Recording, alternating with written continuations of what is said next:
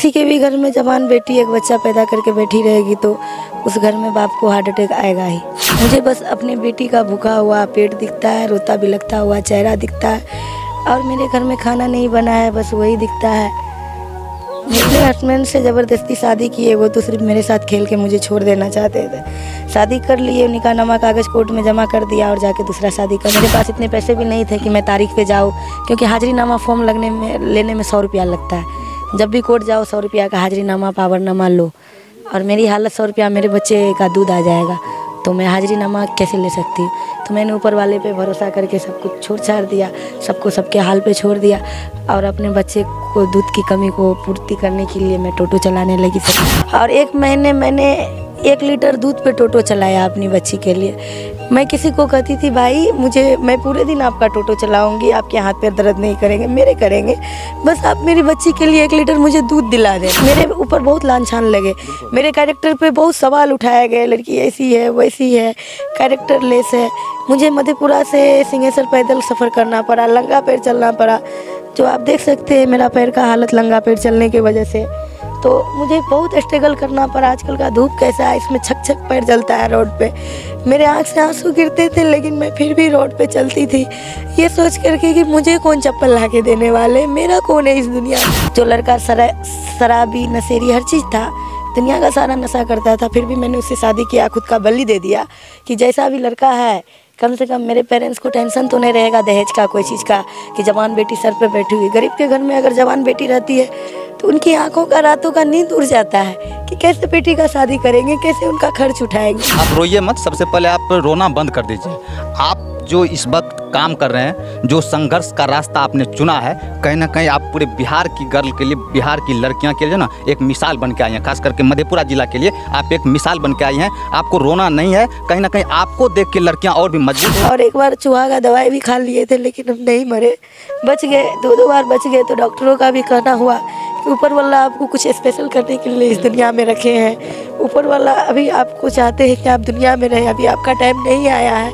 पापा भी तो इस दुनिया से चली गए। जो इंसान प्यार का दावा किया, प्यार किया, एक बच्चा पैदा किया, शादी किया और हमको छोड़ दिया, तो मेरा तो कोई नहीं है। ये जले तो ये दर्द क्या है, मेरे दिल के दर्द के आगे मेरे जिस्मों का दर्द का कोई कीमत नहीं है, मेरे शरीर की तकलीफ का कोई अहमियत नहीं। जी नमस्कार, मैं हूं मणिकांत कुमार और आप देख रहे हैं टीवी टाइम्स न्यूज। इस वक्त हम मौजूद हैं मधेपुरा जिले के झिटकिया में। यहाँ पे मेरा आने का क्या मकसद है, आज हम आपको सारी बात बताएंगे। एक नगमा परवीन नाम की लड़की है, कहीं ना कहीं सोशल मीडिया के माध्यम से आप देख रहे होंगे, लगातार ये सोशल मीडिया पे वायरल हो रही है। आखिर वायरल होने का क्या कारण है, क्यों ये सोशल मीडिया पे इनको आना पड़ गया, क्या मजबूरी है? आइए आज हम उसके घर पे आए हैं और उनसे बात करेंगे क्या परिस्थिति है। आज कहीं ना कहीं ये मधेपुरा की बेटी पूरे बिहार में सोशल मीडिया पे वायरल है, एक टोटो रिक्शा को लेके। आखिर क्या मजबूरी हो गई कि इनको टोटो रिक्शा चलाना पड़ गया? कहीं ना कहीं बेटी जो है घर में रह के काम करना चाहती है, लेकिन ये नगमा परवीन को रोड पे आना पड़ा, वो भी टोटो रिक्शा के साथ। क्या परिस्थिति इनका है, आइए हम बात करते हैं और इनसे ही जानते हैं। कैसे हैं नगमा परवीन जी आप? जी ठीक है। टीवी टाइम्स न्यूज़ में आपका स्वागत है। धन्यवाद। अच्छा एक बात बताइए, बेटी तो कहीं ना कहीं घर में रह के जो है अपना काम करना चाहती है, आप रोड पे टोटो रिक्शा चलाती हैं और टोटो रिक्शा चलाने वाले अधिकांश जेंट्स लोग होते हैं, कैसे आपको ये मन में आ गया आप टोटो रिक्शा क्यों चलाने लगे आप? देखिए, डायरेक्ट से हम टोटो रिक्शा चलाना शुरू नहीं किए। इससे पहले हम अपनी लाइफ में काफ़ी संघर्ष किए हैं। मुखिया से हम चुनाव भी लड़े थे, सक्सेस नहीं हुए, गरीबी के कारण नहीं जीत पाए, क्योंकि आजकल नोट पे ही वोट मिलता है। सोचे थे अगर जीत जाएंगे तो सरकार जो पैसे देंगे उससे मेरा फैमिली का गुजारा हो, बाकी हम विकास का काम करेंगे। और इस मेरे गांव का विकास सही ढंग से नहीं हुआ। यहाँ मैट्रिक इंटर करते करते लड़की का शादी हो जाता है, तो हम सोचे कि यहाँ गाँव का विकास होना ज़रूरी है। तो मुखिया तो गाँव का प्रधान होता है, सरकार के जरिए दी गई जो भी राशि होती है विकास के लिए, वो मुखिया के हाथ में दिया जाता है। तो मैंने सोचा कि मैं मुखिया बन करके इस गांव में थोड़ा बदलाव लाऊं, और इस गांव की लड़कियां जो है दबी कुचली महिलाएं, वो खुद को कमज़ोर ना समझे। एक तरह से मैं भी समाज की एक दबी कुचली महिला ही हूँ, और ऐसा ही समाज के ठेकेदारों ने मुझे बना दिया। लेकिन मैंने हिम्मत नहीं हारा, और मैंने उससे काफ़ी ऊपर उठ करके अपने फैमिली, परिवार और अपने बच्ची का पेट भरने के बारे में सोचा। और इनका भरण, मुझे बस अपने बेटी का भूखा हुआ पेट दिखता है, रोता बिलखता हुआ चेहरा दिखता है, और मेरे घर में खाना नहीं बना है, बस वही दिखता है। मेरी माँ रो रही है, ऐसा मेरा परिस्थिति भाई ऐसा रो रहा परिस्थिति कब से है नगमा जी? ऐसा परिस्थिति जो आप बता रहे हैं, ये परिस्थिति कब आया, कैसे आया, क्यों आया, ये बताइए। वैसे तो हम एक मिडिल क्लास फैमिली से बिलोंग करते हैं। मेरे पापा भी एक ड्राइवर ही थे। इस कारण हमारे घर में सबको गाड़ी चलाने आता है। मेरे बाद मेरे भाई 1 साल के, वो पूरा डिप्रेशन का पेशेंट है। 10-15 दिन से खाना भी नहीं खा रहा है, मतलब एक आध टुकड़ी रोटी खा रहा है, मतलब जिंदा है थोड़ा बहुत, लेकिन 2-3 दिन से तो बिल्कुल नहीं खा रहा है। उसको अब चलने और का भी ताकत नहीं है शरीर में, मर भी सकता है कभी। और हमारी हालात ऐसी नहीं है कि हम उनका इलाज करा सके, इतने पैसे नहीं है हमारे पास, ना ही कोई जेंट्स है मेरे सपोर्ट में घर में जिनको कि हम उनको तत्कालीन डॉक्टर के यहाँ भी ले जाए। वैसे तो बोले कि डिप्रेशन पेशेंट का इलाज सरकारी में नहीं होता है, उनको रांची ले जाओ, बोला वहाँ भी पैसा लगता है। और ये सब ऐसा परिस्थिति आपके परिवार में और आपके साथ ऐसा आया क्यों, कहाँ परेशानी हुई? किसी के भी घर में जवान बेटी एक बच्चा पैदा करके बैठी रहेगी तो उस घर में बाप को हार्ट अटैक आएगा ही। आपके हस्बैंड कहाँ हैं? आप शादीशुदा हैं? जी। आपकी लड़की भी है? हम अपने हस्बैंड से ज़बरदस्ती शादी किए, वो तो सिर्फ मेरे साथ खेल के मुझे छोड़ देना चाहते थे। शादी कर लिए, निकाहनामा कागज़ कोर्ट में जमा कर दिया और जाके दूसरा शादी कर लिया। शादी कैसे ज़बरदस्ती कर लिया आप? कोर्ट के प्रेशर में आके शादी किया, मतलब वो जेल गया ना, तो जज हमसे पूछा क्या चाहती हो, उसको यही शर्त पे बेल मिला, प्रोविजनल बेल पे बाहर आया, तुम नगमा से शादी करोगे क्योंकि तुम नगमा का ज़िंदगी ख़राब कर दी। बोला ठीक है सर, हम करेंगे शादी। और बाहर निकल के निकाह कर लिया। और निकाह ज़बरदस्ती उससे शादी क्यों करना पड़ा आपको? क्योंकि वो हमको प्रेग्नेंट कर दिया था और प्यार का प्रलोभन देता था, और इस तरह मेरा पूरा ज़िंदगी ख़राब कर दिया था। एक बच्ची थी, उसको बाप का नाम चाहिए था। और मेरे घर का जैसा परिस्थिति था, घर में बहुत ज़्यादा लोग, मेरा आप देख ही रहे हैं, डिप्रेशन में चले गए हैं। हम सोचे भला बुरा जैसा भी लड़का हो, दाल रोटी खिलाए, एक ही टाइम खिलाए, कम से कम घर में सबका टेंशन भी कम होगा। लेकिन वो दहेज के लालच में आकर के दूसरा शादी कर लिया। आप कितना पढ़े लिखे हैं मैडम? हम अभी MA कर रहे हैं फर्स्ट सेमेस्टर से BMU में, यहाँ न्यू यूनिवर्सिटी जो झिटकिया में ही खुला है, उसी में। अच्छा, एक बात बताइए, आप पढ़ी लिखी लड़की हैं, आप कहीं ना कहीं ग्रेजुएट करके MA में हैं, कर रही हैं आप, और अगर आपके साथ इस तरह का व्यवहार हो रहा है तो बाकी जो लेमैन है, जो मूर्ख लड़की है, उसके साथ क्या होगा समाज में? आप तो इतना संघर्ष भी कर पा रहे हैं, वो लोग क्या कर पाएगी? सर, आए दिन आप पेपर में, न्यूज़ में देखते होंगे कितनी लड़कियां सुसाइड कर रही है या कितनी को मार दिया जाता है, तो वो सब भी इन घटनाओं का शिकार होती है और लास्ट में सुसाइड कर लेती। मेरे जगह कोई और लड़की होती तो जिस तरह ज़िंदगी बर्बाद हुआ, जो इंसान प्यार का दावा किया, प्यार किया, वो धोखा दिया, एक बच्चा पैदा करके रोड पे भीख मांगने के लिए छोड़ दिया। मेरे पापा हार्ट अटैक से एक्सपायर कर गए, मेरा जवान भाई डिप्रेशन का रोगी हो गया, तो भाई मेरा डिप्रेशन का शिकार है।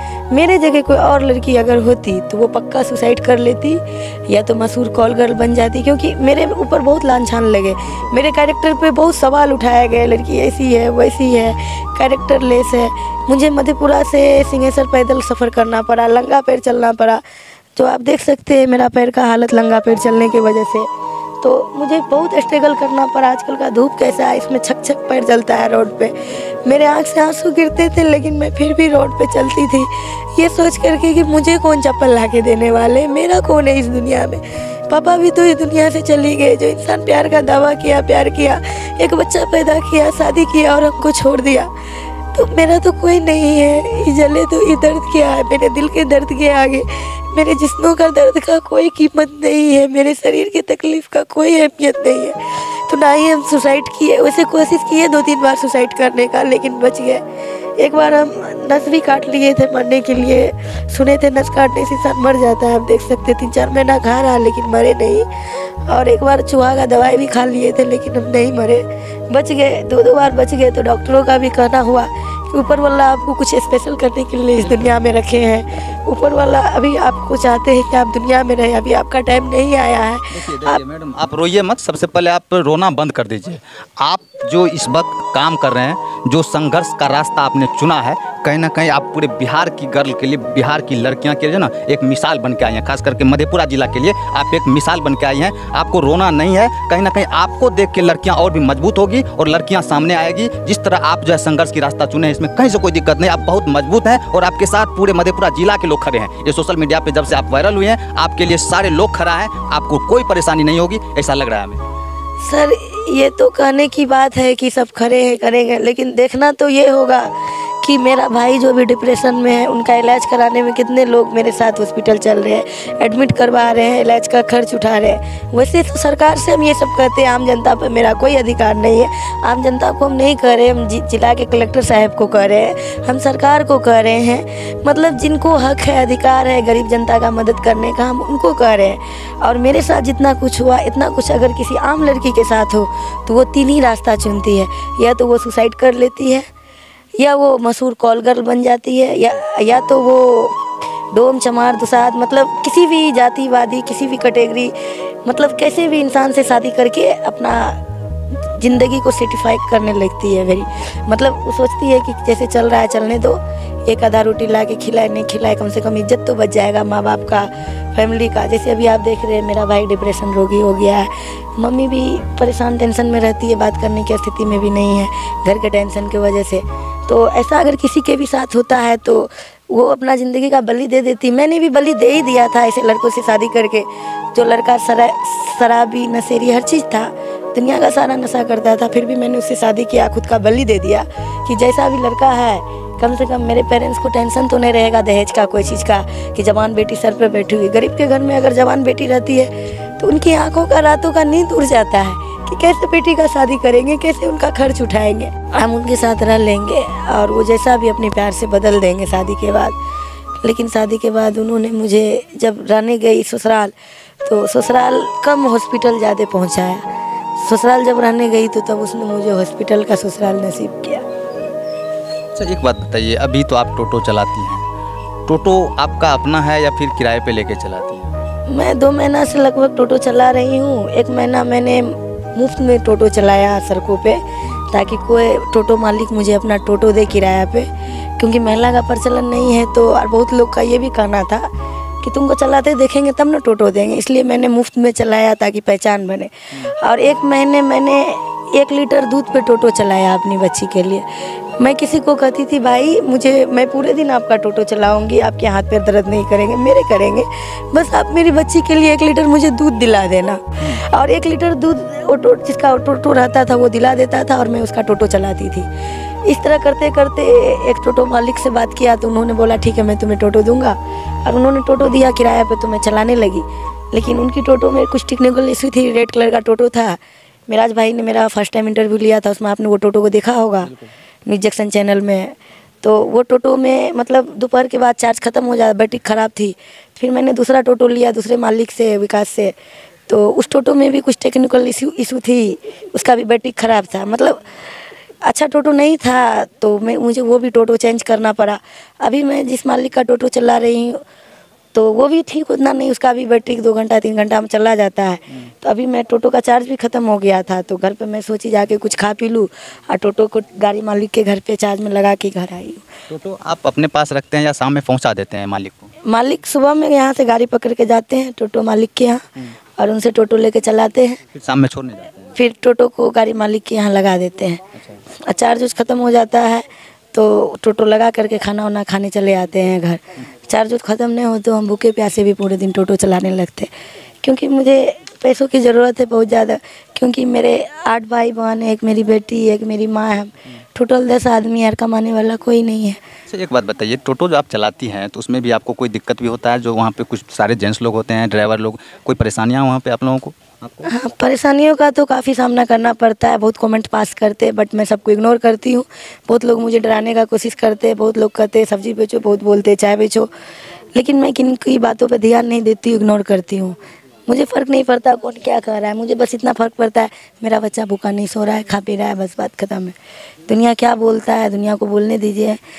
कोई मेरा खर्चा खाना नहीं चला रहा है, कोई मेरा घर का मेंटेनेंस नहीं कर रहा है, और मेरा बच्चा को कोई दूध ला के नहीं पिला रहा है। मेरा बच्चा भूखा सो रहा था, लेकिन वही टोटो है जिससे मेरा बच्चा भूखा नहीं सो रहा है। अच्छा अभी आपका जो है रिलेशन, जो आपका जो शादी हुआ था, वो किस स्थिति में, आपका केस क्या चल रहा है वहाँ पे?